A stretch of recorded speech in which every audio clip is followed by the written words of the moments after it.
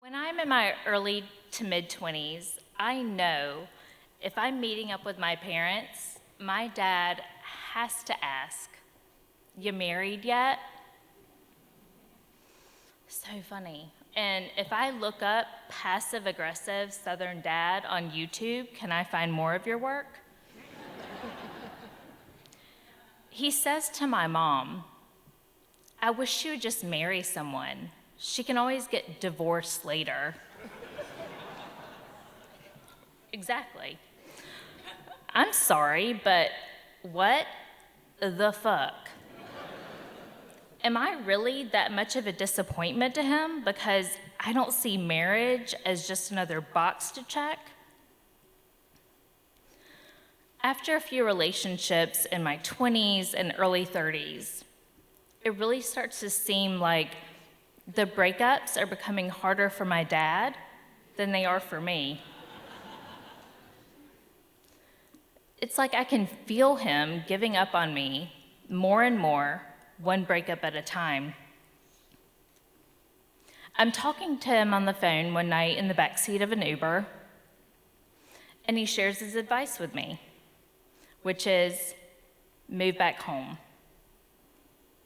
Well, at this point, I'm living in Northern Virginia, and moving back home is not even plan B, C, or D.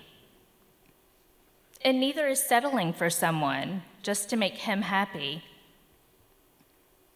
So instead of moving back home, I moved to dating apps.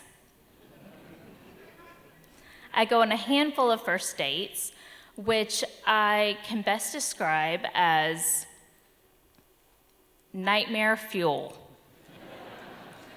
But I remain patient-ish. It's December 2019 when I get a message from this guy asking how I feel about Dabo Swinney, the Clemson football coach. Sorry. You're not gonna like what comes next. I can't respond fast enough. I fucking hate that guy.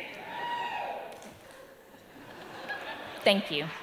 As a South Carolina Gamecock fan, I am loving this. None of that like copy and paste shit that I'm getting from other guys. This guy read my profile. So as I'm walking into the axe throwing place where I'm gonna meet this guy for our first date, because why not throw deadly weapons on a first date with someone you've never met? I spot him at the bar as he's taking his sweater off. All I see are muscles just bulging out of his t-shirt. Y'all, I didn't even buy a ticket for the gun show, and here I am sitting front row. But seriously, this guy is awesome. Like, where has he been? Joel is amazing. He is hilarious. He's super smart. And did I mention he's a total hunk? After a few dates, I am the definition of smitten. Joel's over at my apartment one afternoon when my parents call me on FaceTime. Well, I guess this is one way for them to meet for the first time. So we're on this call, and it's quickly obvious. My parents are a lot more interested in talking to Joel than they are me. I am totally third wheeling it. And as we're hanging up, my dad says, "I love you, Laura," followed by, "Love you, Joel."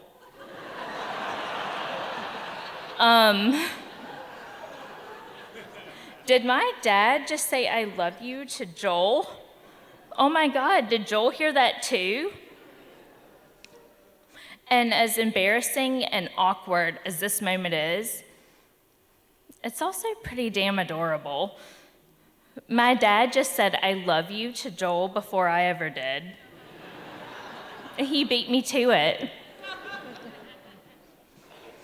Later that year, Joel comes with me down south for Thanksgiving, and I am stoked for him to meet my family in person. We're staying with my brother, and Joel is just quickly racking up points with my nephew and everyone else. He's the belle of the ball over here. Then on Thanksgiving Day, we're waiting for my parents to arrive, and at the last second, my dad decides, he's just not ready to spend Thanksgiving in person, the whole in-person gathering thing, COVID and all. I get it. But while it totally sucks, I know that there will be plenty of opportunities for him to meet Joel, once this whole pandemic thing is over. And after a great long weekend with my family, Joel and I are driving back, and we are quickly and easily filling this 8-hour road trip, talking about logistics for moving in together, because, it's getting pretty serious, and listening to trivia podcast as we do.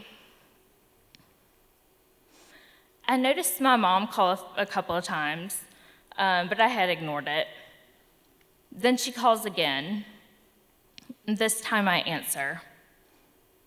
She says, "Laura, your dad has been taken to the hospital. He fell in the house and is unresponsive. I'll call you back as soon as I have more details." Okay. So my first reaction, he's fallen in the house.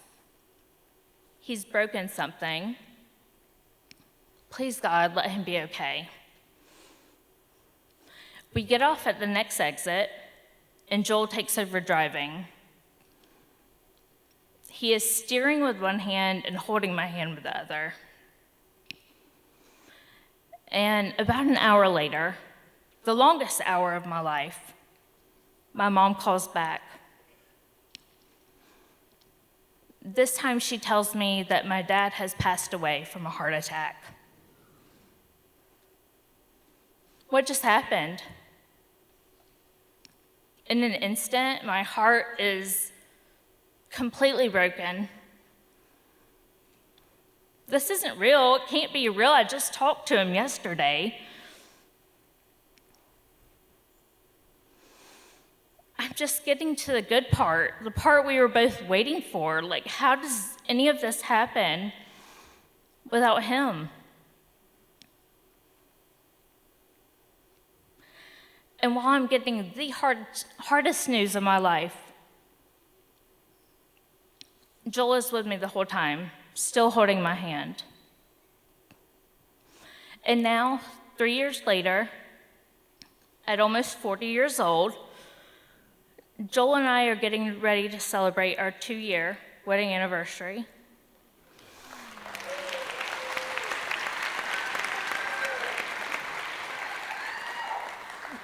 And while it will always break my heart that he was never able to meet Joel in person, or there to walk me down the aisle, we will always remember that he told Joel he loved him first.